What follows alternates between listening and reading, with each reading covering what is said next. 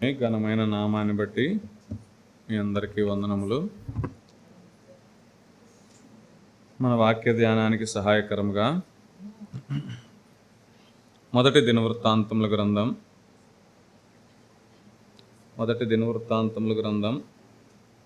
28వ అధ్యాయం. మొదటి దినవృత్తాంతముల గ్రంథం 28వ అధ్యాయం 19వ వచనం చదువుకుందాం.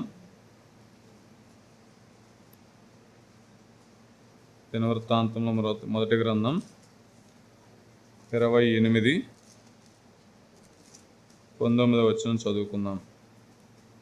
ఇవన్నీ అప్పగించి యెహోవా హస్తము నా మీదికి వచ్చి ఈ మచ్చుల పని అంతయు వ్రాత మూలముగా నాకు నేర్పెను అని సొలొమోనుతో చెప్పెను. అలా చదువుకుందాం. అదే వచనం మొదటి దినవృత్తాంతముల గ్రంథం 28:19, పేజీ నంబర్ 358. ఇవన్నీ అప్పగించి యెహోవా హస్తము నా మీదికి వచ్చి ఈ మచ్చుల పని అంతయు వ్రాత మూలముగా నాకు నేర్పెను అని సొలొమోనుతో చెప్పెను. దేవుని ఆత్మ నడిపింపు నిమిత్తమై క్లుప్తంగా ప్రార్థన చేసుకుందాం. తల్ల ఉంచుదాం. జీవాధిపతివైన మా కన్న తండ్రి, నమ్మకమైన మా దేవా, మా రక్షకుడు, మా విమోచకుడు అయినటువంటి గొప్ప కన్న తండ్రి, మీ గణనామాన్ని బట్టి మీకు వందనములు, స్తోత్రములు చెల్లిస్తూ ఉన్నాం. మమ్మల్ని ప్రేమించి ఈ పరిశుద్ధ దినములో తండ్రి ప్రభువా, మీరు మాకు అనుగ్రహించినటువంటి ప్రవేశమును బట్టి మీకు వందనములు, స్తోత్రములు చెల్లిస్తూ ఉన్నాం.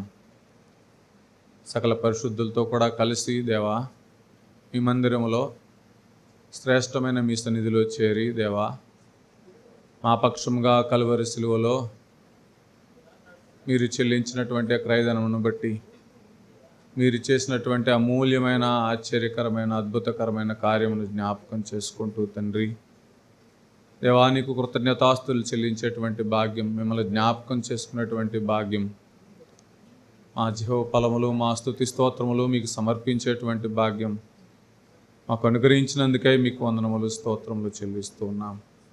మెట్టుకు యోగ్యముగా తండ్రి ప్రభువా మీరు ఇచ్చిన అర్హతను బట్టి దేవా మిమ్మల్ని స్తుతించుటకు, కనపరచుటకు దేవా మా ఎడల కృప చూపారు. అందును బట్టి మీకు వందనములు, స్తోత్రములు చెల్లిస్తూ ఉన్నాం.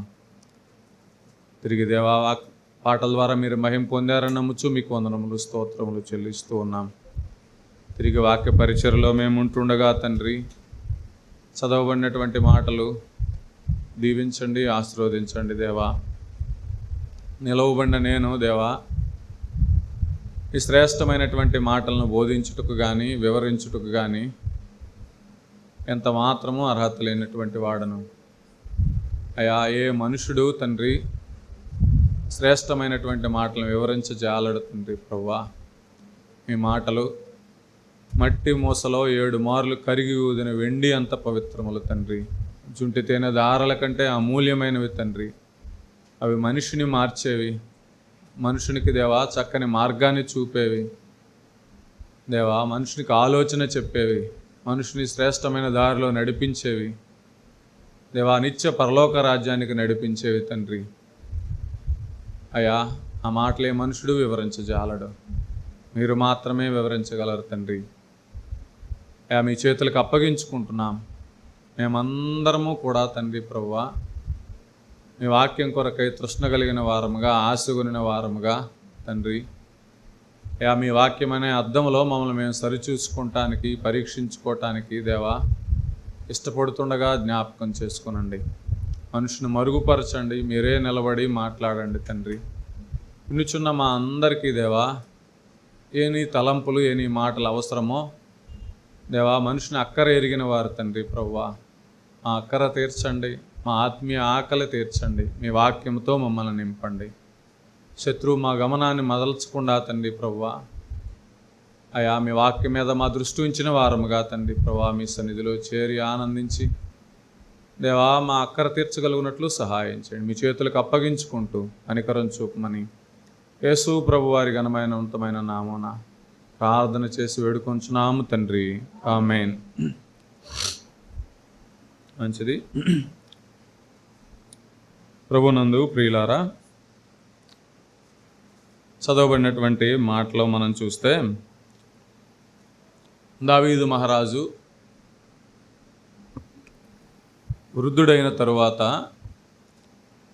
దేవుని చిత్తానుసారముగా దేవుని ఏర్పాటును బట్టి తన రాజ్యం మీద సొలొమోనును రాజుగా అభిషేకిస్తూ వస్తాడు. అభిషేకించబడిన తరువాత మందిరం కొరకై, దేవుని మందిరం కొరకై, వాస్తవానికి దావీదు రాజే ఆ మందిరాన్ని కట్టాలని సంకల్పించినా కూడా దేవుడు దావీదుతో మాట్లాడుతూ వస్తాడు. నీ చేతులు విశేషముగా రక్తం ఒలికించినవి కనుక నీవు నా మందిరాన్ని కట్టడానికి వీలు లేదు. నీ గర్భవాసమున పుట్టబోచున్నటువంటి వాడు నా మందిరాన్ని కడతాడు అంటే దేవుని ఆజ్ఞకు లోబడిన వాడుగా దావీదు మందిరమునైతే కట్టలేదు, కానీ దేవుడు ఉంచినటువంటి బాధ్యతను బట్టి ఆ మందిరం కొరకైనటువంటి ఆ విస్తారమైనటువంటి సొత్తంతటినీ కూడా, ఆ మందిరం కట్టడానికి అవసరమైనటువంటి సామగ్రి అంతయు కూడా స్థిరపరిచిన వాడుగా లేదా సిద్ధపరిచిన వాడుగా దావీదును మనం చూడగలం. ఈ అధ్యాయం 28వ అధ్యాయం ప్రారంభంలోనే మనం చూస్తే దావీదు మహారాజు అందరితో మాట్లాడుతూ ఉంటాడు. ఆ అధ్యాయం ప్రారంభం నుంచి మనం చూస్తే 2వ వచనంలో అంటాడు, అప్పుడు రాజైన దావీదు లేచి నిలబడి ఇలాగ సెలవిచ్చాను, నా సహోదరులారా, నా జనులారా, నా మాట ఆలకించుడి అని ఆ మాట మాట్లాడుతూ అంటాడు. మందిరం కట్టించవలని నేను నా హృదయం ముందు నిశ్చయం చేసుకుని సమస్తమును సిద్ధపరచితిని అంటాడు 2వ వచనంలో. సమస్తమును సిద్ధపరిచాను అంటాడు. అయితే 3వ వచనంలో అంటాడు, నీవు యుద్ధములు జరిగించి రక్తం ఒలికించిన వాడవు గనక నీవు నా నామమునకు మందిరమును కట్టించకూడదని దేవుడు నాకు ఆజ్ఞ ఇచ్చాను అంటాడు. దేవుని ఆజ్ఞకు తలంచిన వాడుగా దావీదు ఏం చేస్తూ వస్తాడు అంటే, ఆ మందిరం కట్టించలేదు కానీ మందిరం కొరకైన సమస్తమును సిద్ధపరుస్తూ వచ్చాడు. ఆ సమస్తమును సిద్ధపరిచిన దాన్ని సొలొమోనుకు అప్పగిస్తూ ఉంటాడు. ఎలాగో అప్పగిస్తున్నాడు అంటే, ప్రతిదానికి ఆ మందిరంలో ప్రతిదానికి దేనికి ఎంత బంగారం అవసరమో, దేనికి ఎంత వెండి అవసరమో, దేనికి ఎంత ఇత్తడి అవసరమో దాన్నంతటినీ కూడా లెక్క చెప్పిన వాడుగా సొలొమోనుకు అప్పగిస్తూ ఉన్నాడు.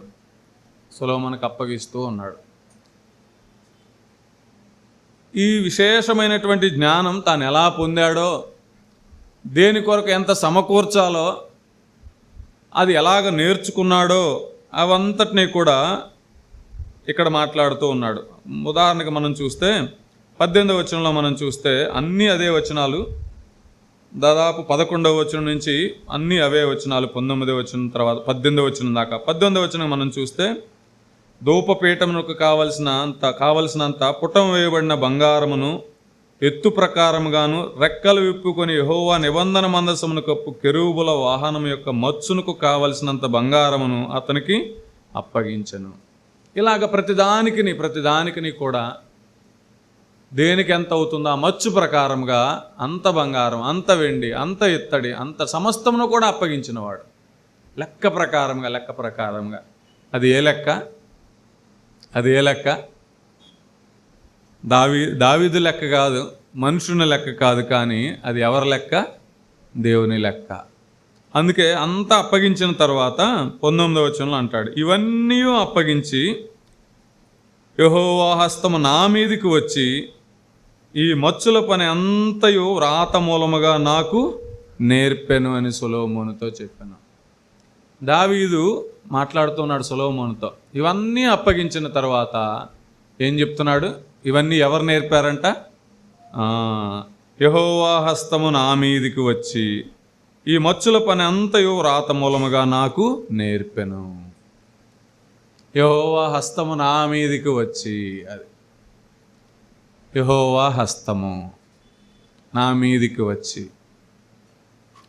ఎంత శ్రేష్టమైన మాట కదా. అది మానవుని లెక్క కాదు, మానవుని ఆలోచన కాదు, మానవుని తలంపు కాదు, దేవుడు నేర్పిన విధానం అంతే. దేవుని హస్తము దావీదు మీదకి వచ్చి సమస్తమును నేర్పించిన విధానం, తద్వారా దావీదు సమస్తమును ఏర్పరిచిన విధానం, తూచా తప్పకుండా, ఏ విషయంలోనూ పొల్లుపోకుండా, ఏ విషయంలో నిర్లక్ష్యం చేయకుండా దేవుని మాటకు లోబడి దావీదు సమస్తమును సిద్ధపరిచిన విధానం ఎంత శ్రేష్టమైనదో కదా. దేవుని హస్తము, యెహోవా హస్తము. యెహోవా హస్తము తోడై ఉంటే, యెహోవా హస్తము తోడై ఉంటే ఎంత శ్రేష్టమైనటువంటి అనుభవమో కదా. దావీదు జీవితంలో దాన్ని గుర్తెరుగుతూ వచ్చాడు. దేవుని హస్తాన్ని గుర్తెరుగుతూ వచ్చాడు. ఆ హస్తము మన మీద ఉన్నట్టు కూడా ఎంత భాగ్యమో కదా. ఆ హస్తము మనకు నేర్పించుట కూడా ఎంతో భాగ్యము కదా. ఆ హస్తము మనల్ని నడిపించుట కూడా ఎంతో భాగ్యము కదా. ఆయన ఆలోచన మనకు చెప్పటం ఎంత భాగ్యమో కదా. దావీదు సొలొమోనుతో అదే చెప్తూ వచ్చాడు, యెహోవా హస్తము నా మీదకి వచ్చి. మన జీవితాల్లో అలాంటి అనుభవాలు ఏమైనా ఉన్నాయా? దేవుని హస్తం మన మీదకి వచ్చి, లేదా దేవుని తలంపులు మనకు వచ్చి మనల్ని నడిపించిన విధానం, మనల్ని విడిపించిన విధానం, మనకు ఆలోచన చెప్పిన విధానం. దావీదు మహారాజు అనుభవాన్ని చూస్తూ ఉన్నాడు. ఆయన హస్తము శ్రేష్టమైనది. పరిశుద్ధ గ్రంథములో ఆయన హస్తం గురించి చూస్తే ఆయన హస్తం ఎలాంటిది అంటే రాస్తూ వస్తాడు, కీర్తనాకారుడు రాస్తూ వస్తాడు. 89వ కీర్తన 13వ వచనంలో అంటాడు, ఆయన హస్తం ఎంత పరాక్రమం కలిగిందో చెప్తూ 89:13లో అంటాడు, పరాక్రమము గల బాహువు నీకు కలదు, నీ హస్తము బలమైనది, నీ దక్షిణ హస్తము ఉన్నతమైనది. పరాక్రమమైన బాహువు నీకు కలదు అంటాడు కీర్తనాకారుడు. పరాక్రమం గల బాహువు నీకు కలదు, నీ హస్తము బలమైనది, నీ దక్షిణ హస్తము ఉన్నతమైనది.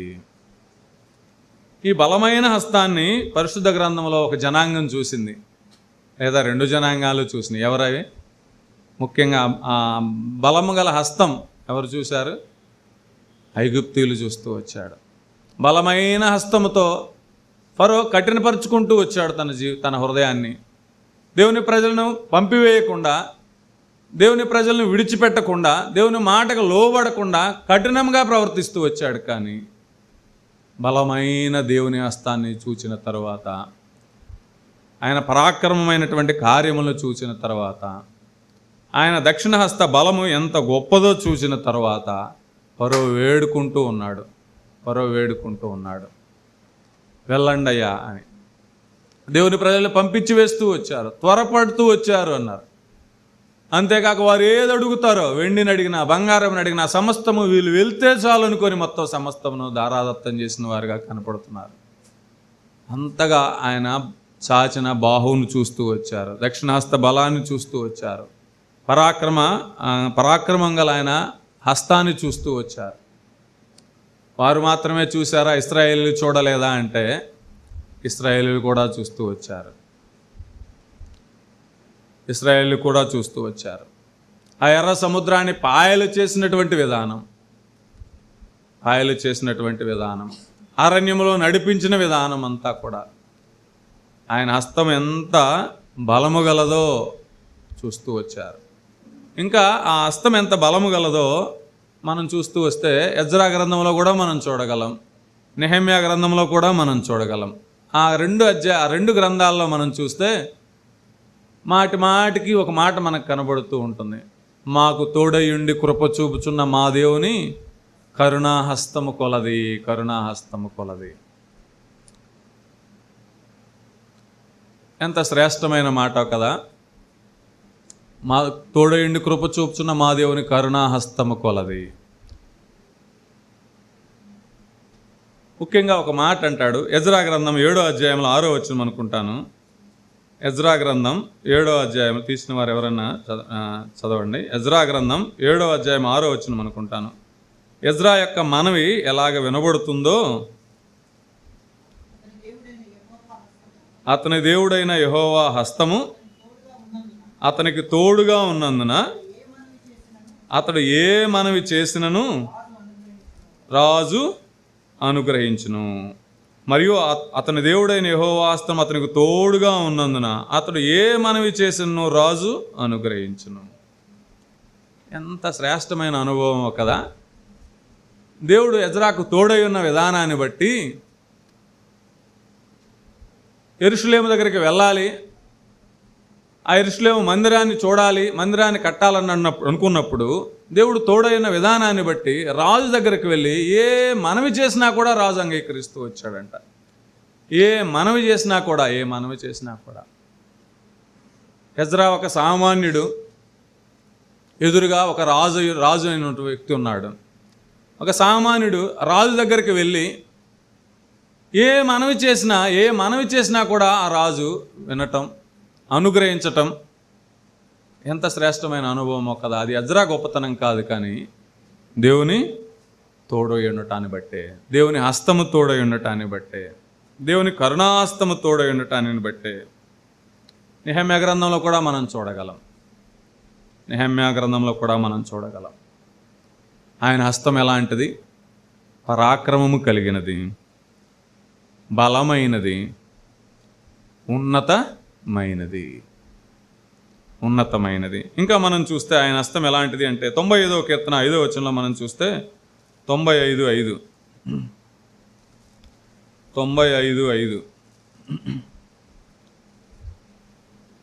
సముద్రము ఆయనది, ఆయన దాని కలుగజేసెను, ఆయన హస్తములు భూమిని నిర్మించెను.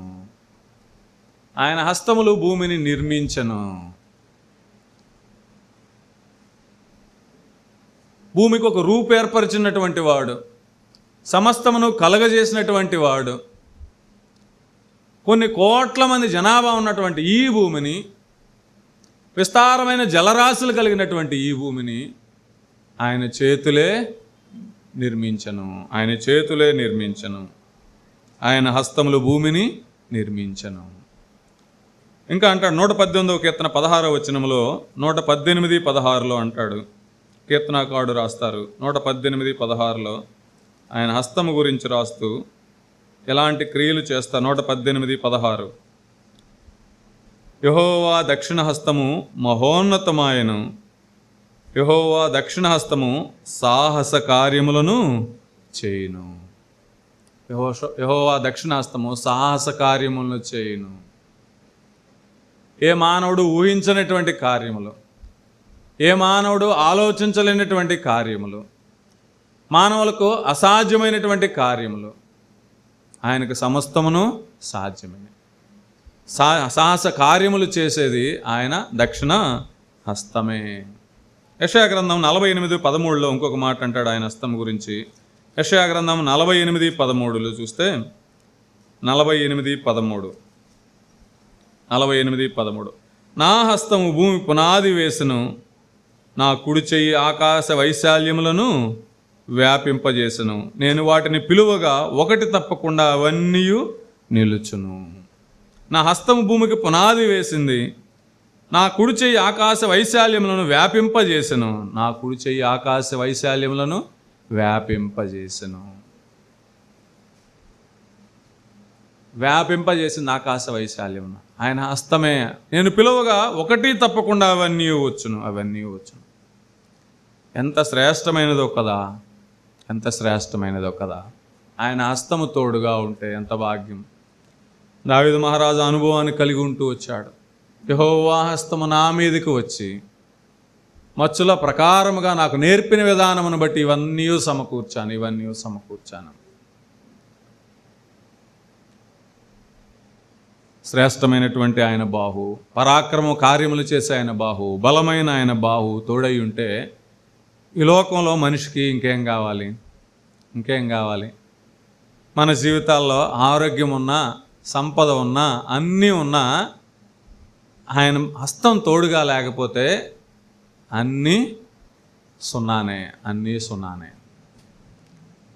దావీదు మహారాజుకి ఏమీ కొదువు లేదు, కానీ దావీదు మహారాజు ఏం కోరాడు? దేవుని హస్తాన్ని కోరుతూ వచ్చాడు. ఆయనకు లోబడుతూ వచ్చాడు, అంతే. ఆయనకు అప్పగించుకున్నాడు. అందుకే దేవుడు దావీదుని ప్రేమిస్తూ వచ్చాడు. తన మార్గం చూపటానికి, తన మందిరపు కొలతలు చెప్పటానికి దావీదుకి ఆ వివరాలు తెలపటానికి దేవుడు ఇష్టపడుతూ వచ్చాడు. మనం ఇష్టపడుతున్నామా? మనం అప్పగించుకుంటున్నామా? మనం దేవునికి లోబడుతున్నామా? ఆయన హస్తం మన మీదకి రావటానికి, ఆయన ఆలోచన మనకి చెప్పటానికి, ఆయన తలంపులు మనకు నేర్పటానికి, ఆయన మార్గం మనకు తెలియజేయటానికి మనం ఒప్పుకుంటే ఆయన హస్తం మన మీదకి వచ్చి మనల్ని నడిపించడానికి ఇష్టపడుతూ ఉన్నాడు. ఆయన బాహు శ్రేష్టమైనది, అది బలము కలిగిన బాహు. అంతే. భూమి పునాదులు వేసింది, సముద్రమును భూమికి పునాది వేసింది, ఆకాశ వైశాల్యమును వ్యాపింపజేసినది. అంతే. అనుభవాన్ని మనం కలిగి ఉంటే ఎంత భాగ్యమో కదా. అంత గొప్ప బాహు కలిగినటువంటి ఆయన మనిషిని విడిచిపెట్టలేదు, కానీ మనుషుని కూడా రక్షించడానికి ఇష్టపడుతూ ఉంది ఆ బాహు. అందుకే యెషయా గ్రంథం 59వ అధ్యాయం 1వ వచనంలో రాయబడుతూ వచ్చింది, మనమందరం ఎరిగినదే, రక్షింపనేరకుండానట్లు ఆయన యెహోవా హస్తము కురుచ కాలేదు, విననేరకుండానట్లు ఆయన చెవులు మందము కాలేదు. రక్షింపనేరకుండానట్లు ఆయన హస్తము కురచ కాలేదు. తప్పిపోయిన మానవుని రక్షించటానికి, మార్గం తప్పిపోయినటువంటి మానవుణ్ణి తిరిగి మార్గంలో ఉంచటానికి, పరిశుద్ధత కోల్పోయినటువంటి మానవుణ్ణి తన సొత్తుగా చేసుకోవటానికి, తన పరిశుద్ధతను ఆ మానవునికి అనుగ్రహించడానికి దేవుడు ఇష్టపడుతూ వచ్చాడు. ఆయన తన చేతిని కురచ చేసుకోనలేదు, కానీ మనందరి కొరకు సిలువలో మరణించాడు, తిరిగి లేచాడు. ఆరాధనలో చెప్పబడినట్లుగా మనం పాపముల విషయమై చనిపోయి నీతి విషయమై జీవించినట్లు ఆయన తానే తన శరీరమందు మన పాపములను మ్రాను మీద మోసుకుంటూ వచ్చాడు. పేతురు రాసిన పత్రిక 2:21 అనుకుంటాను, 2:24. తన పాపములను మ్రాను మీద మోసుకుంటూ వచ్చాడు, సమస్త దుర్నీతి నుండి విమోచిస్తూ వచ్చాడు. తానే మన పాపములను మ్రాను మీద మోసుకుంటూ వచ్చాడు. మనల్ని రక్షించడానికి ఆయన చేతులు కురచ చేసుకునేవాడు కాదంతే. మనం అప్పగించుకుంటే చాలు, పశ్చాత్తాపడితే చాలు, ఒప్పుకుంటే చాలు, అంతే. తన దక్షిణాస్తాన్ని చాచే దేవుడు, బలమైన హస్తాన్ని చాచే దేవుడు, మనల్ని రక్షించే దేవుడు, విమోచించేటువంటి దేవుడు, ఆ శ్రేష్టమైన హస్తం కలిగినటువంటి దేవుడు. ఆ దక్షిణ హస్తము లేదా ఆ యెహోవా హస్తము మనకు తోడుగా ఉండాలంటే, లేదా మనల్ని నడిపించాలి అంటే, లేదా మానవునికి ఏం చేస్తుంది అంటే 2-3 మాటలు చూసుకొని క్లుప్తంగా ముగిద్దాం. హస్తము మానవునికి ఏం చేస్తుంది, మానవుని ఎలాగ నడిపిస్తుంది మనం చూస్తే, ఇదే దినవృత్తాంతముల గ్రంథం 28వ అధ్యాయంలోనే మనం చూస్తే దావీదుకి ఏం చేస్తూ వచ్చింది యెహోవా హస్తము. దినవృత్తాంతముల గ్రంథం 28వ అధ్యాయం 19వ వచనంలో మనం చూస్తే దావీదు ఏమంటాడు, నా మీదకి వచ్చి ఈ మచ్చుల పని అంతయు వ్రాత మూలముగా నాకు నేర్పెను. యెహోవా హస్తము ఆయనకు అప్పగించుకున్న వారికి, ఆయనకు లోబడిన వారికి ఏం చేస్తూ ఉంది? నేర్పుతుంది. ఈ లోకంలో పరిశుద్ధుడిగా ఎలాగ జీవించాలో, పవిత్రుడిగా ఎలాగ జీవించాలో, ఎలాంటి శ్రేష్టమైనటువంటి మార్గాల్లో నడవాలో, ఎలాంటి శ్రేష్టమైన తలంపులు కలిగి ఉండాలో, ఏ పని చేయాలో, ఏ పని చేయకూడదో, దేవునికి ఇష్టమైనటువంటి కార్యములు ఆయన చిత్తానుసారంగా ఎలాగూ చేయాలో, మానవ తలంపులు లేకుండా, మానవ ఆలోచనలు లేకుండా, సాతాను ప్రమేయము లేకుండా ఆయనకి ఇష్టపూర్వకముగా కార్యములు ఎలా చేయాలో నేర్పించేది ఆయన హస్తమే. ఎప్పుడు నేర్పిస్తాడు ఆయన? ఆయనకి అప్పగించుకుంటేనే, ఆయనకు లోబడితేనే. ఇదే కీర్తనాకారుడు లేదా దావీదు మహారాజు, దేవుని హస్తము నాకు నేర్పెను అన్నటువంటి దావీదు మహారాజే దేవుడిని ఒకడు కోరుకుంటూ ఉన్నాడు, నేర్పించమని కోరుకుంటూ ఉన్నాడు. కీర్తన 143వ కీర్తన 10వ వచనంలో మనం చూస్తే దేవుణ్ణి వేడుకుంటూ ఉన్నాడు, దేవుని సన్నిధిలో మొరపెడుతూ ఉన్నాడు. దేని గురించి మొరపెడుతున్నాడు? 143:10లో మనం చూస్తే, నీవే నా దేవుడవు, నీ చిత్తానుసారముగా ప్రవర్తించుటకు నాకు నేర్పుము. నీవే నా దేవుడవు, నీ చిత్తానుసారముగా ప్రవర్తించుటకు నాకు నేర్పుము. బహుశా దావీదు మహారాజు వేడుకున్న విధానాన్ని బట్టేనేమో దేవుడు లెక్కంతయు అప్పగిస్తూ వచ్చాడు, లెక్కంతయు నేర్పుతూ వచ్చాడు. నడిపిస్తూ వచ్చాడు దావీదుని. దేవుని మందిరం కొరకై సమకూర్చేటువంటి బాధ్యతను దావీదుకు అప్పగిస్తూ వచ్చాడు, నేర్పుతూ వచ్చాడు. దేవా, నీ చిత్తానుసారముగా ప్రవర్తించుటకు నాకు నేర్పుము, నాకు నేర్పయ్యా, నీ చిత్తానుసారంగా ప్రవర్తించులాగున, నీ చిత్తానుసారంగా ప్రవర్తించులాగా నాకు నేర్పయ్యా. నీవు నన్ను చూసినప్పుడు, ఆకాశం నుండి నీవు నన్ను చూసినప్పుడు, నా జీవితాన్ని చూసినప్పుడు, నా హృదయాన్ని పరిశీలించినప్పుడు, నా కార్యములు వివేచించినప్పుడు, నేను నీ చిత్తానుసారంగా నడిస్తే నా యందు నీవు సంతోషిస్తావయ్యా, నా యందు నీవు ఆనందిస్తావయ్యా. అది నా జీవితానికి ఎంతో శ్రేష్టమయ్యా, నా జీవితానికి ఎంతో ఆనందమయ్యా. నా జీవితాన్ని నీవు చూస్తే, నీవు సంతోషిస్తే, నీవు ఆనందిస్తే నా జీవితం ధన్యమైనట్టే. దావీదు మహారాజు ఆశ అది, దావీదు మహారాజు ఆకాంక్ష అది. సౌలు ఆలోచన ప్రకారం నడవలేదు, సైన్యాధిపతుల ఆలోచన ప్రకారం నడవలేదు, రాజునైన తర్వాత తన మనసును మార్చుకొనలేదు, కానీ ఎవరి ఆలోచన ప్రకారంగా నడవలేదు, భార్యల ఆలోచన ప్రకారం నడవలేదు. సొలొమోను వలె, ఏ రాజు వలెనో కాకుండా ఎవరైతే తను రాజుగా చేస్తూ వచ్చాడో, గొర్రెల దొడ్డులోంచి విడిపిస్తూ వచ్చాడో, సింహాసనం మీద కూర్చుండబెడుతూ వచ్చాడో, ఏ దేవుడైతే అరణ్యంలో తను కాపాడుతూ వచ్చాడో, ఏ దేవుడైతే సింహము చేతిలో నుంచి, ఎలుగుబంటి చేతిలో నుంచి తను తప్పిస్తూ వచ్చాడో, ఆ దేవుడి దృష్టికి, ఆయన చిత్తము దృష్టికి తగినవాడుగా నడుచుకోవటానికి దావీదు సిద్ధపడుతూ ఉన్నాడు. అందుకే దేవా, నీ చిత్తానుసారముగా ప్రవర్తించుటకు నాకు నేర్పుము, నేను లోబడతానయ్యా, నేను లోబడతాను. నా ఆలోచన కాదయ్యా, నా ఉద్దేశం కాదయ్యా. సలహాలు చెప్పే జ్ఞానులు ఎంతోమంది ఉన్నారు రాజ్యంలో, ఆలోచన చెప్పే మంత్రులు ఎంతోమంది ఉన్నారు, ప్రజ్ఞ కలిగిన వారు ఉన్నారు, విశేష జ్ఞానం కలిగిన వారు ఉన్నారు రాజసన్నిధిలో. కానీ దావీదు ఎవరి దగ్గర ఆలోచన తీసుకున్నవాడు కాదు, ఎవరి దగ్గర జ్ఞానం సంపాదించడానికి ఇష్టపడినవాడు కాదు. కానీ దేవుని సన్నిధిలో మోకరిల్లుతూ ఉన్నాడు. దేవా, నీ చిత్తానుసారంగా ప్రవర్తించుటకు నాకు నేర్పుము. అందుకేనేమో యెహోవా హస్తము నా మీదకి వచ్చి నాకు నేర్పెను. దావీదు మహారాజు చేసిన ప్రార్థన దేవుడు విన్నాడా లేదా? విన్నాడు. మనం ఎలాగ ప్రార్థన చేస్తున్నాం? మనం ఆయనకు అప్పగించుకుంటున్నామా? దేవా, నీ చిత్తానుసారంగా ప్రవర్తించుటకు నాకు నేర్పయ్యా, నేర్పయ్యా. కాస్త నాలెడ్జ్ ఉంటే, కాస్త బైబిల్ నాలెడ్జ్ ఉంటే చాలు, ఇంకా నాకెవ్వరూ చెప్పక్కర్లేదు. మనుషుల దృష్టిలో యోగ్యుడిగా ఉంటే సరిపోదు, కానీ దేవుని దృష్టిలో యోగ్యుడిగా ఉంటే అదే చాలు.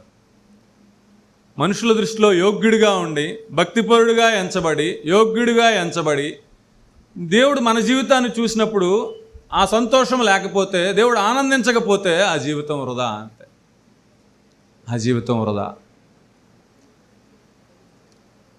మనుషులు అయోగ్యుడని తృణీకరించిన, మనుషులు తిరస్కరించిన, దేవుడు మన జీవితాన్ని చూసినప్పుడు, మన హృదయాన్ని చూసినప్పుడు, మన మాటలు చూసినప్పుడు, మన తలంపులు చూసినప్పుడు, మొత్తంగా మన జీవితాన్ని చూసినప్పుడు దేవుడు సంతోషిస్తే ఆ జీవితం ధన్యమైనది. అంతే, ఆ జీవితం ధన్యమైనది. దావీదు అన్నదమ్ములు ఏం చేస్తూ వచ్చారు? తృణీకరిస్తూ వచ్చారు. యుద్ధానికి వెళ్తే, నీవు యుద్ధం చూడటానికే కదా వచ్చావు, నీకు ఇక్కడ ఏమి పని? తృణీకరిస్తున్నారు, నెట్టివేస్తున్నారు. కానీ సోదరుల దృష్టికి దావీదు తృణీకరించబడినవాడుగా ఉన్నాడు, తల్లిదండ్రుల దృష్టికి తృణీకరించబడినవాడుగా ఉన్నాడు. సమూయేలు వస్తే, నీ కుమారుల్ని బలికి తీసుకునిరా అంటే, ఒకరి తర్వాత ఒకరు వస్తూ ఉంటే అందరు వచ్చారు. వీడేనేమో అనుకుంటా వస్తే అందరూ వచ్చారు. వీడు కాదు. దేవుడు అంటాడు సమూయేలుతో, నీవు నరుల ముఖమును చూడవద్దు. నేను ముఖమును చూసేవాడిని కాదు, నరుల హృదయాన్ని లక్ష్య పెట్టేటువంటి దేవుడు. అంతే. దావీదు తండ్రి దృష్టికి ఎవరు యోగ్యులుగా కనపడ్డారు? ఈ మిగిలిన వారందరూ యోగ్యులుగా కనపడుతూ వచ్చారు. వారు యుద్ధ విద్యలు కలిగిన వారు, ప్రావీణ్యం కలిగిన వారు, లోకంలో యోగ్యులుగా ఎంచబడినటువంటి వారు. వీరిని కాక ఇంకెవరు దేవుడు ఎంచుకుంటాడు అనుకున్నారు. కానీ దేవుడు ఎవరిని చూశాడు? వారి హృదయాన్ని చూస్తున్నాడు. మొదటివాడు పనికిరాడు, రెండోవాడు పనికిరాడు, మూడోవాడు పనికిరారు, మొత్తంగా మిగిలిన వారందరూ పనికి రాకుంటే ఇంకెవరు లేరా అంటే యెషయా ఏమంటాడు? ఇంకనూ ఒకడున్నాడు అలా, ఇంకనూ కడసారి వాడున్నాడు, అయితే వాడు ఇక్కడ లేడు, వాడు అరణ్యంలో గొర్రెలు కాస్తూ ఉన్నాడు. అతడు తృణీకరింపబడిన వాడే, కానీ దేవుని దృష్టిలో ఎలాగున్నాడు? యోగ్యమైన వాడుగా ఉన్నాడు. దేవుడు దావీదు జీవితాన్ని చూసినప్పుడు సంతోషించే దేవుడుగా ఉన్నాడు అంతే. దావీదు జీవితాన్ని బట్టి, దావీదు సమర్పణను బట్టి, దేవుని చిత్తానుసారంగా నడవటాన్ని బట్టి, దేవునికి అప్పగించుకోవటాన్ని బట్టి, దేవుని సన్నిధిలో మొరపెట్టడాన్ని బట్టి దావీదుని దేవుడు అంగీకరిస్తూ వచ్చాడు అంతే. ఏ సోదరుణ్ణి అంగీకరించలేదు, ఏ సోదరుని ఏర్పాటు చేసుకోనలేదు. దేవుని దృష్టికి మనం ఎలాగున్నామంతే. మనం ప్రార్థన చేస్తున్నామా, దేవా నీ చిత్తానుసారంగా ప్రవర్తించుటకు నాకు నేర్పయ్యా అని, నీ చిత్తానుసారంగా నా మాటలు ఉన్నట్టుకు నాకు నేర్పయ్యా, నీ చిత్తానుసారంగా నా తలంపులు ఉన్నట్టుకు నాకు నేర్పయ్యా, నీ చిత్తానుసారంగా మొత్తం నా జీవితం ఉండటానికి నాకు నేర్పయ్యా. దావీదు మహారాజు అంటున్నాడు, యెహోవా హస్తము నా మీదికి వచ్చి నాకు నేర్పెను అంటున్నాడు. అలాంటి అనుభవం మనం కలిగి ఉంటే ఎంత ధన్యులమో కదా. ఆయన అరణ్యంలో మార్గాలను ఏర్పరిచేవాడు, సముద్రమును చీల్చి మార్గాలను ఏర్పరిచే దేవుడు అంతే. మార్గాలను ఏర్పరిచేటువంటి దేవుడు. ఆయన చిత్తంలో మనం ఉంటే, ఆయన నేర్పుదలలో మనం ఉంటే, ఆయన కాపుదలలో మనం ఉంటే, ప్రజలు ఎవరు వ్యతిరేకించినా ఇబ్బంది లేదు, ప్రజలు ఎవరు తృణీకరించినా ఇబ్బంది లేదు. అది తాత్కాలికమే. దావీదును తాత్కాలికంగా తృణీకరించారు, సోదరులు తృణీకరించారు, తండ్రి తృణీకరించాడు. సౌలు దగ్గరికి వెళ్తే సౌలు చంపాలని ప్రయత్నం చేస్తూ వచ్చాడు. అరణ్యంలో తిరిగాడు, కొండల గుహల్లో తిరిగాడు. ఎక్కడ తిరిగినా దేవుడు విడిచిపెట్టలేదు. లోకం విడిచిపెట్టిందంతే, కానీ దేవుడు విడిచిపెట్టలేదు. తిరిగి సమకూర్చాడు. చక్కని త్రోవలో నడిపించాడు, చక్కని వివేచననిచ్చాడు, చక్కని ఆలోచననిచ్చాడు. ఆ మాట రాయబడుతూ వచ్చింది, దావీదు సుబుద్ధి గలవాడై తన జనుల ముందర ప్రవర్తిస్తూ వచ్చాడు, తన జనులకు ముందర నడుస్తూ వచ్చాడు. సుబుద్ధి గలవాడై. ఎవరు నేర్పారు ఆ సుబుద్ధి? దావీదు తండ్రి నేర్పారా? సోదరులు నేర్పారా? ఎవరు నేర్పారు? సైనికులు నేర్పారా? రాజు నేర్పారా? ఎవరు నేర్పలేదు. కానీ ఎవరు నేర్పాడు? దేవుడే నేర్పాడు. విశేషమైన బుద్ధి ఇచ్చాడు, విశేషమైన జ్ఞానం ఇచ్చాడు, శత్రువులను ప్రేమించే మనసిచ్చాడు. ఆయన నేర్పడానికి సిద్ధంగా ఉన్నాడు. మనం నేర్చుకోవటానికి సిద్ధంగా ఉన్నామా? దావీదు మహారాజు మనలాంటి మనుషుడే. తప్పులు చేస్తూ వచ్చాడు, పాపం చేస్తూ వచ్చాడు. కానీ ఏం చేస్తూ వచ్చాడు దావీదు మహారాజు? తిరిగి పశ్చాత్తాపడుతూ వచ్చాడు. ఒకసారి ఒప్పుకున్న తర్వాత దాని జోలికి ఇంకెప్పుడు వెళ్ళలేదు. ఒకసారి జనసంఖ్యను లెక్కిస్తూ వచ్చాడు, రొమ్ము కొట్టుకున్నాడు, ఇంకెప్పుడు దాని జోలికి వెళ్ళలేదు. ఇలాగ ఏ తప్పు చేసినా దేవుని సన్నిధిలో వేడుకుంటూ ఉన్నాడు, తిరిగి దాని జోలికి వెళ్ళలేదు. అది దేవునికి అయిష్టమైందని తెలిసినప్పుడు దాన్ని వ్యతిరేకిస్తూ వచ్చాడు, దాన్ని తీసివేసుకుంటూ వచ్చాడు, మచ్చను కడిగి వేసుకుంటూ వచ్చాడు. తన కన్నీళ్లతో దేవుని సన్నిధిలో మొరపెట్టుకోవటం ద్వారా దాని నుంచి విడుదల పొందుతూ వచ్చాడు దావీదు మహారాజు. అనుభవం మనకుందా? అనుభవం మనకుంటే దేవుడు మనల్ని కడగటానికి ఇష్టపడుతున్నాడు, మనకు నేర్పటానికి ఇష్టపడుతున్నాడు, తన త్రోవలో నడిపించడానికి ఇష్టపడుతున్నాడు. ఆ నేర్చుకోవటం మనం ఇష్టమేనా? పరిశీలన చేసుకున్నాం. యెహోవా హస్తం ఏం చేస్తుంది? నేర్పిస్తుంది.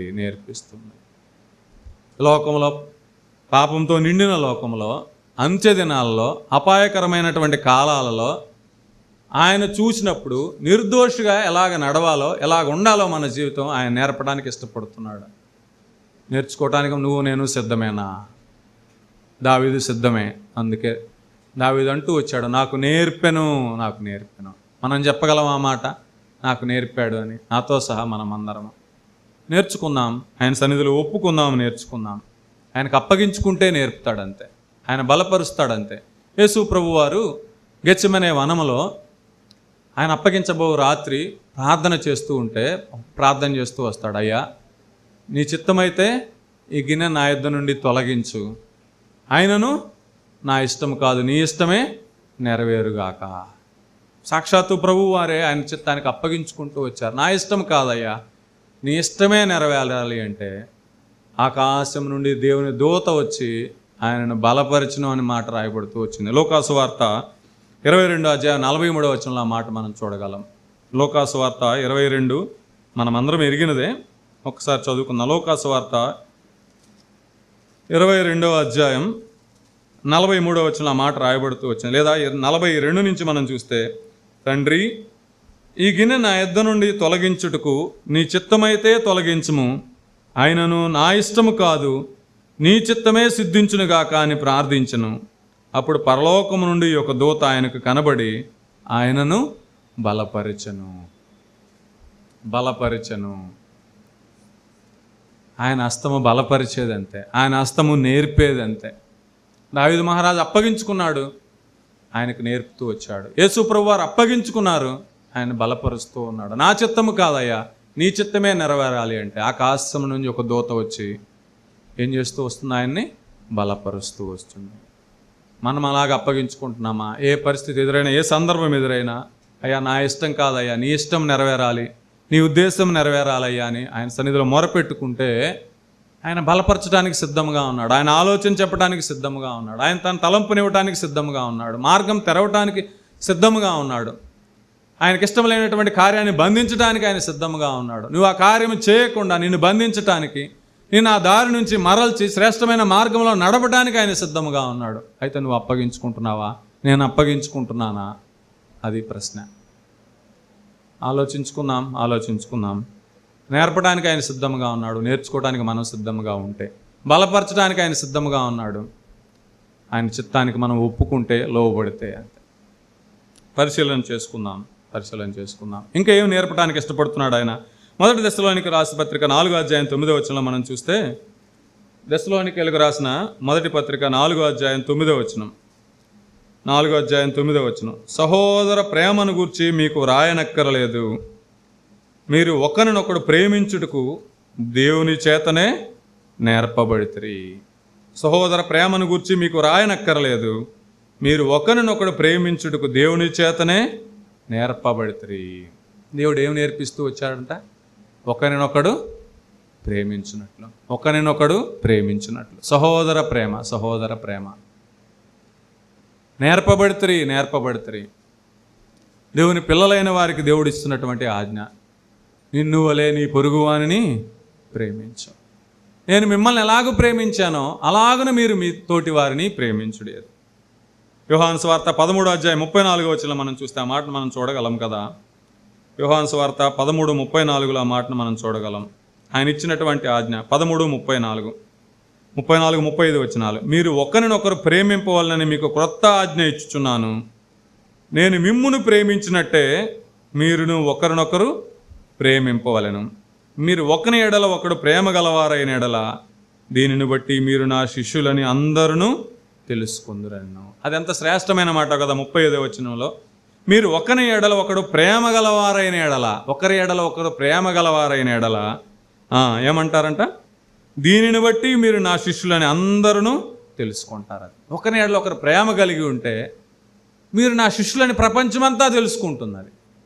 మనకుందా ఆ ప్రేమ?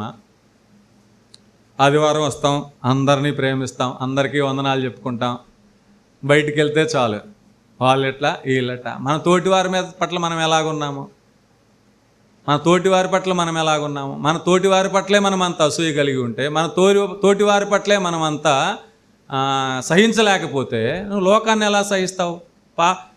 దేవుని మిగిలిన వారిని ఎలా సహిస్తావు? శత్రువులను ఎలా సహిస్తావు అసలు? దీనిని బట్టే మీరు నా శిష్యులని అందరూ తెలుసుకుంటారు. సహోదర ప్రేమ కలిగి ఉన్నామా?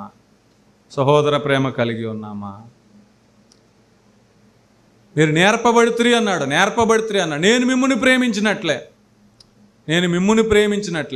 తోటివారు ఒక చిన్న అపకారం చేస్తే, ఒక చిన్న మాట అంటే, లేదా ఎవరో చెప్తే దాన్ని బట్టి వారి మీద మనం అసహనం కలిగి ఉండటం, అది శ్రేయస్కరమా?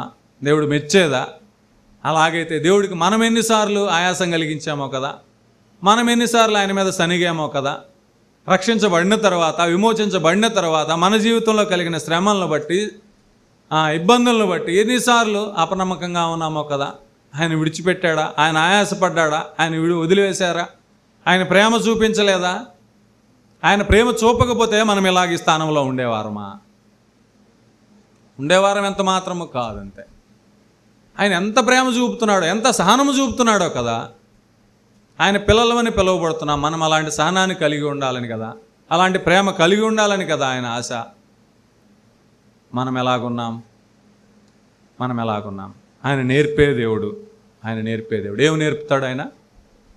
ఏమి నేర్పుతాడు? దావీదు మహారాజుకు నేర్పుతూ వచ్చాడు. చిత్తానుసారంగా ప్రవర్తించుటకు నాకు నేర్పుము అన్నాడు. అంతే, అలాగ నేర్పుతూ వచ్చాడు. యేసు ప్రభువు వారే ప్రార్థన చేస్తూ వచ్చారు. నా ఇష్టము కాదు, నీ చిత్తమే సిద్ధించాలయ్యా. అది శ్రమ అయినా, బాధ అయినా, ఏదైనా కూడా నీ చిత్తమే సిద్ధించాలయ్యా అని ప్రార్థన చేస్తూ వచ్చారు. దేవుని దూత బలపరుస్తూ వచ్చింది. సహోదర ప్రేమ కలిగిన వారుగా ఉండాలని మీరు నేర్పబడుతురి అన్నారు. ఒకరినొకరు ప్రేమించాలి అంతే. నేను మిమ్మల్ని ఎలాగూ ప్రేమించానో అలాగ మీరు ఒకరినొకరు ప్రేమించండి అని సెలవిస్తూ వచ్చారు. మీరు అలాగ ప్రేమ కలిగి ఉంటే దీన్ని బట్టే మీరు నా శిష్యులని అందరూ తెలుసుకుంటారు. మరి అలాగ అందరూ తెలుసుకుంటున్నారా? మన ప్రేమను చూసినప్పుడు, మన సహోదరుల మన ప్రేమను చూసినప్పుడు, ఆ ఆప్యాయతను చూసినప్పుడు, ఆ మమకారాన్ని చూసినప్పుడు అన్యులు అనుకుంటారు కదా, వీళ్ళెంత ప్రేమ కలిగిన వారు, ఎంతగా ప్రేమిస్తారు వారి తోటి వారిని, ఎంతగా క్షమిస్తారు వారి తోటి వారిని. లోకస్తులు చూసినప్పుడు ఇది కదా ప్రేమ అంటే, ఇది కదా క్షమించటం అంటే, ఇది కదా క్రైస్తవత్వం అంటే తెలుసుకుంటారు కదా. మీరు దేవుని బిడ్డలను తెలుసుకుంటారు కదా. మనం అలాగున్నామా? ఆయన నేర్పడానికి సిద్ధముగా ఉన్నాడు. మనం నేర్చుకుంటే మొట్టమొదటి ఆయన నేర్పడానికి సిద్ధంగా ఉన్నాడు. రెండవదిగా మనం చూస్తే కీర్తన గ్రంథం 44వ అధ్యాయం 44వ కీర్తన 44వ కీర్తన 3వ వచనం. 44వ కీర్తన 3వ వచనం. 44:3 వారు తమ ఖడ్గము చేత దేశమును స్వాధీనపరుచుకొనలేదు, వారి బాహువు వారికి జయమియ్యలేదు. నీవు వారిని కటాక్షించితివి గనుక నీ దక్షిణ హస్తమే, నీ బాహువే, నీ ముఖకాంతియే వారికి విజయము కలుగజేసిన. కీర్తనాకారులు కోరావు కుమారులు అంటూ మా పితరులను జ్ఞాపకం చేసుకుంటున్నామయ్యా. వారు రాజ్యాలను జయించారంటే, శత్రువులను జయించారంటే దానికి కారణం వారి బాహువు కాదయ్యా, వారి పరాక్రమం కాదయ్యా, వారి యుద్ధ విద్యలు కాదయ్యా. మరి ఏది కారణం? నీవు వారిని కటాక్షించితివి, నీ దక్షిణ హస్తమే, నీ బాహువే, నీ ముఖకాంతియే వారికి విజయం కలగజేస్తూ వచ్చింది. ఆయన హస్తం ఏం కలగజేస్తూ వస్తుంది? విజయం కలగజేస్తూ వస్తుంది. ఆయన దక్షిణ హస్తం విజయం కలగజేస్తూ వస్తుంది. అంతే. ఆయన ఆశ్రయించిన వారికి ఆ హస్తం ఏం చేస్తూ వస్తుంది? విజయం కలగజేస్తూ వస్తుంది. ఎజ్రా భక్తుడు ఒక మాట అంటాడు. 8వ అధ్యాయంలో 22వ వచనం అనుకుంటాను. ఎజ్రా గ్రంథం 8:22 ఎజ్రా భక్తుడు ఒక మాట అంటాడు. మేలు కలగజేయుటకై ఆయన ఆశ్రయించు వారికి అందరికీ మా దేవుని హస్తము తోడుగా ఉండును గాని ఆయన హస్తమును ఆయన ఉగ్రతయు ఆయన విసర్జించు వారందరి మీదకి వచ్చునని మేము రాజుతో చెప్పి ఉంటిమి. ఆయన హస్తం ఎలా ఉంటుందంట? మేలు కలుగజేయుటకై ఆయన ఆశ్రయించు వారికి అందరికీ మా దేవుని హస్తము తోడుగా ఉంటుంది. ఆయన ఆశ్రయించే వారందరికీ కూడా మేలు కలగజేయటానికి ఆయన హస్తము తోడుగా ఉంటే, మరి ఆయన ఆశ్రయించిన వారికి, ఆయన విసర్జించిన వారికి ఆయన హస్తం ఎలాగుంటుందంట? ఆయన హస్తమును ఆయన ఉగ్రతయు ఆయన విసర్జించు వారందరి మీదకి వచ్చునని మేము రాజుతో చెప్పి ఉంటిమి. ఆయన ఆశ్రయిస్తే మేలు కలగజేస్తూ వస్తాడు. ఆయన విసర్జిస్తే ఆయన ఉగ్రత నీ మీదకి వస్తుంది. జీవము గల దేవుని చేతిలో పట్ట ఎంత భయంకరమో కదా. పరిశుద్ధ గ్రంథంలో చూస్తే 1 సమూయేలు గ్రంథం 5వ అధ్యాయంలో అనుకుంటాను, ఏలీ కుమారుల కాలంలో వారు దేవుని ఎడల పాపం చేస్తూ వచ్చిన విధానాన్ని బట్టి ఫిలిస్తీన్లతో యుద్ధం సంభవిస్తే ఒకసారి వెళ్తారు ఇశ్రాయేలీయులు, ఫిలిస్తీన్లతో ఓడిపోతూ వస్తారు. దేవుడు మనల్ని ఎందుకు వారిని అప్పగించాడు? ఆయన సన్నిధి లేకపోవటం చేతనే కదా. ఆయన మందసాన్ని తీసుకుని వెళ్దామని చెప్పి ఆ మందసాన్ని తీసుకువెళ్తారు యుద్ధ సన్నిధికి. అయినా కూడా దేవుడు వారిని ఎడవాశారు కనుక వారు ఇశ్రాయేల్ చేతిలో ఓడిపోతే ఆ మందసాన్ని ఫిలిస్తీన్లు తీసుకొని వెళ్తే వారు వెళ్ళి దాగోని గుడిలో ఉంచుతారు దేవుని మందసాన్ని. తెల్లారి లేచేసరికి ఏమవుతుందంట, అక్కడ ఆ మందసాన్ని, జీవం గల దేవుని మందసాన్ని దాగోని గుడిలో ఉంటే, గుడిలో ఉంచి తలుపులు మూసి వెళ్తే తెల్లారి లేచేసరికి తలుపులు తీస్తే దాగోని గుడిలో ఎలా ఉందంట, అక్కడ దాగోను తల తెగి గడప దగ్గర ఉందంట. చేతులు రెండూ కూడా నరకబడినటువంటి పరిస్థితి. ఫిలిస్తీన్లు ఆశ్చర్యపోతూ ఉన్నారు. దేవుని హస్తం వారి మీద భారముగా ఉంటూ వచ్చింది. ఆ మందసం ఎక్కడికి తీసుకెళ్తే అక్కడ, ఎక్కడికి తీసుకెళ్తే అక్కడ అంతే. వారు చివరికి అనుకుంటారు, ఇశ్రాయేలు దేవుని హస్తము మన మీదను మన దేవత దాగోను మీదను బహుభారముగా ఉన్నదే. మీరు చదువుకోవచ్చు, 1 సమూయేలు గ్రంథం 5వ అధ్యాయంలో మీరు చదువుకోవచ్చు. ఇశ్రాయేలు దేవుని హస్తము మన మీదను మన దేవత దాగోను మీదను బహుభారముగా ఉన్నదే. ఇక్కడి నుంచి గాతుకు పంపించేద్దాం అంటే వారిని అక్కడ రకరకాల గడ్డలతో మొత్తి నాశనం చేస్తూ వచ్చారు. ఇక్కడ కూడా కాదని ఎక్రోనుకు పంపిస్తే వాళ్ళు ముందుగానే తెలుసుకున్నారు. ఎక్రోనీయులు ఆ మందసం రావటంతో కేకలు వేస్తున్నారు, అయ్యో అయ్యో అయ్యో అని. మమ్మల్ని నశింపజేయడానికి దేవుని మందసాన్ని తీసుకొస్తున్నారా అని ముందుగానే కేకలు వేస్తూ వస్తారు ఎక్రోనీయులు. చివరికి వారు భరించలేక, ఆ భారాన్ని భరించలేక, దేవుని హస్తాన్ని భరించలేక శకుని గాండ్రని పిలిచి ఆయనకు అర్పణముగా చుంచులను, బంగారు పంది కొనుక్కులను సమర్పించి 2 ఆవులను తీసుకుని వచ్చి ఆ దారిలో ఆ మందసాన్ని ఉంచి పంపిస్తే ఆ బెత్షెమెషు వాడైన యెహోషువ పొలం వద్దకు వచ్చి ఆ మార్గంలో పడి అరుచు చక్కగా వెళ్ళాను చూస్తాం. వారి మీద ఎంత భారముగా ఉన్నదో, జీవము గల దేవుని చేతిలో పట్ట ఎంత భయంకరమో కదా. ఆయన ఆశ్రయిస్తే మేలు కలగజేస్తూ వస్తాడు, ఆయన విసర్జిస్తే ఆయన హస్తం బహుభారం సుమి.